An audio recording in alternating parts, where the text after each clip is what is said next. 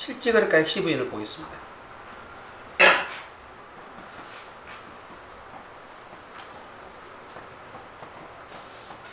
이건 법에는 없는 규정이에요. 법에는 없는 설명이에요. 왜 이 챕터가 필요했을까? 우리가 양도소득세를 신고를 해놓으면 이 양도소득세를 지금 다 실제거래가니까 옛날에 기준시가 과세책은 좀 다릅니다만은 지금 다 실제거래가이라서 지금은 다 조사 대상인데 엄밀하게서는 다 조사를 해서 결정을 해야 되는데 양도소득세가 신고납부 세목이죠. 그쵸? 신고납부 세목이니까 정상적으로 다 신고를 했다고 보고 특별한 경우에 한해서 지금 세무조사를 통해서 실제거래가액 여부를 검토를 합니다. 그래서 처음에는 신고 시인. 대부분 세무서에서 80% 이상은 신고 시인에서 끝냅니다. 조사 대상이 거의 없어요. 조사 대상은 한 20% 범위 내에 됩니다. 20% 내에. 20% 내인데 우선 대상을 하고 그럴 가능성이 고가 거래. 일정 금액 이상은 의무적으로 세무조사를 하게 돼 있어요. 지방청에서 할 수 있는 금액, 세무서에서 할 수 있는 금액이 다 다릅니다. 지방청마다 다르지만 고가는 일단 거래를 확인해 봐라. 그래서 고가로 거래한 거는 일단 대상이 된다. 두 번째, 기준시가든 이런 기준시가에 대한 양도차익 같이 등 양도차익의 양도차익보다 현저하게 차이가 나요. 현저하게 차이. 기준시가 양도차익마다 10억이 나는데 실제 거래가가 2억밖에 안 났다고 신고를 한다. 그럼 뭐가 특이한 사항이잖아요. 그쵸? 특이한 사항이에요. 그 다음에 불법자료. 불법자료라고 해서 자 앞에서 앞사람이 양도가액으로 신고를 했어. 근데 뒷사람은 취득가가 되었죠. 전소유자는 양도가가 되고 후소유자는 취득가가 될 텐데 이건 일치해야 되죠. 그쵸? 국세청 자료상 일치해야 돼. 여기 불일치한다는 거죠. 불일치하면 누군가 거짓말하고 있다는 거죠. 누가 주로 거짓말했을까?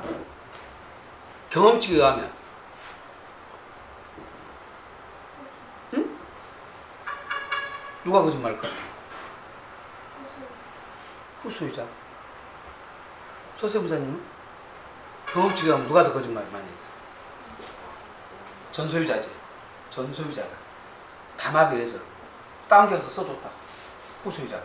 근데 후소유자가 지금 내가 세금을 많이 나게 생겼어. 진실을 얘기해버리는 거예요. 진실을.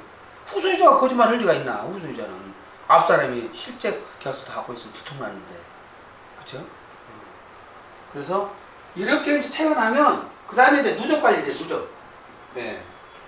안수남이 양도세 거래 하나 했다고 5억짜리 팔았다고 막 신고하는 것이 아니라 안수남이가 5억짜리도 팔고 3억짜리도 팔고 2억짜리도 팔고 한 거래한 것이 최근에 보니까 한 5건에 한 20억 거래했어.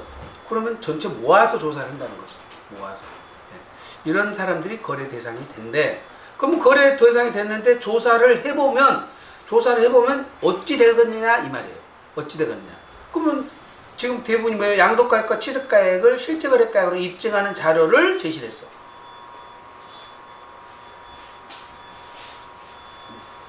신고 유형은 어떻게 되는가? 신고 유형은 신고 유형 양도 취득 필요기 기타 필요기예요. 실가 실제대로 신고했을 수도 있죠. 그렇죠? 실가 환산 계산공제로 신고할 수도 있죠. 추계 여기도 추계 여기도 계산공제만 있을 수도 있죠. 친구들 이렇게 해놓는단 말이죠. 해놨는데 실가 나오는데 요게 다 엉터리예요. 이게 엉터리일 수 있어. 이거 다 엉터리일 수 있어요. 세 가지 다. 세 가지가 다 바로 잡아서 변경될 수도 있어요. 이거는. 근데 이런 경우 별로 없죠. 지금은 실제 거래가액은 거의 지금 거짓말할 수 없잖아요. 지금 거래했는데 이거 거짓말 하겠어요? 그 다음에 등기 올라가는데 요것을 거짓말한 케이스는 주로 사업 시행자들. 내가 이걸 사가지고 사업을 벌리는데 앞사람이 감면이나 비과세 대상이야.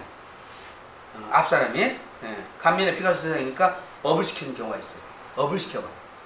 그러니까 조사에서 걸려가지고 비과세나 감면되는 사람이 업시키면 어떻게 돼? 감면이나 비과세가 배제돼 버죠. 배제돼요 지금은. 그래서 이렇게 거짓말하다 걸린 사람 많아요. 제일 많은 유형이 자 요걸 취득가를 실가로 신고를 했는데 실가가 확인이 안 되는 경우. 실가로 신고를 했는데 실가가 아니라고 입증되는 케이스는 첫째, 제일 많이 걸린 것이 계약서를 제작성하는 거예요. 계약서를 제작성해가지고 이거는 국세청에 문서 검증반이 따로 있습니다. 그 다음에 지금 제작성한 계약서는 원본을 보면 금방 들통나요 사실은. 인주 마련 상태가 다르고 지금 변색된 정도가 다를 거 아니에요. 다 오래전인데 계약서 형식도 다르고 이런 형태로 해서 거의 적발됩니다. 많이 적발됩니다. 그래서 허위로 작성된 계약서가 부인을 많이 당합니다.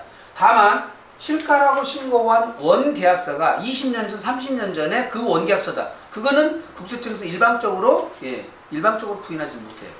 그걸 원본 계약서를 갖고 있는데. 그 다음에 그때 당시에 입금된 거래 금융자료들이 있어가지고 계약서는 없지만 그걸 실제로 입증했다. 그것도 어느 정도는 실제 거래가액으로 인정받을 수 있죠.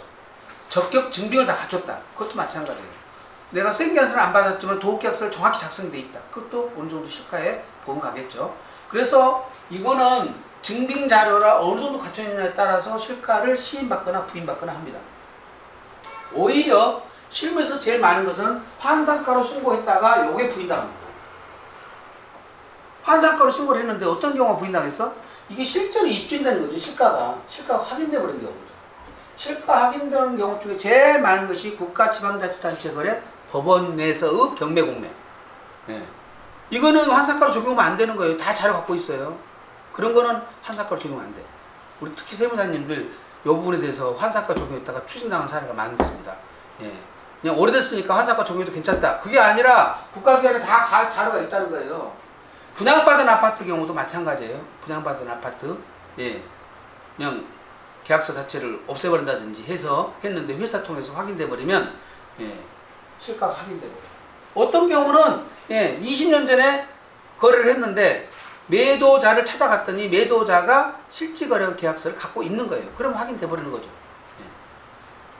자, 여기에 이제 제일 문제가 되는 것이 뭐냐면 환상가로 적용했는데 요게 검인계약서 갖고 있다는 거죠. 검인계약서. 이 검인계약서가 어느 정도 능력을 갖나가 문제예요. 검인계약서는 당시 작성될 때만 해도 다운계약서를 거의 95% 이상 썼어요. 다운계약서. 다운계약서는 뭐예요?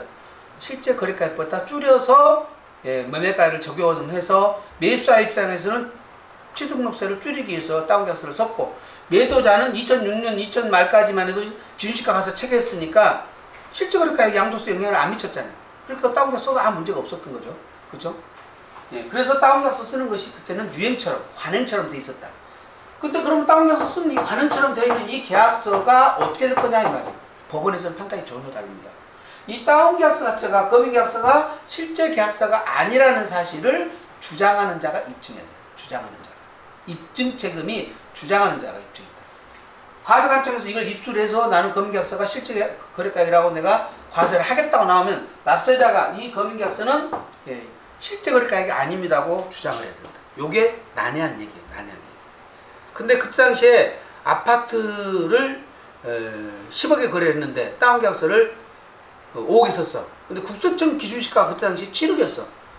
그 국세청에서 고시한 기준시가가 7억인데 지방세법상 시가 표시는 그보다 더 낮았다는 거죠. 그렇게 해서 더 낮게 썼다면 그거는 얘기가 되죠. 국세청에서 정한 기준시가도 7억인데 5억이라고 써있는 이 금액은 실제가 아닙니다고 주장하려면 판사님도 그건 인정을 하겠죠.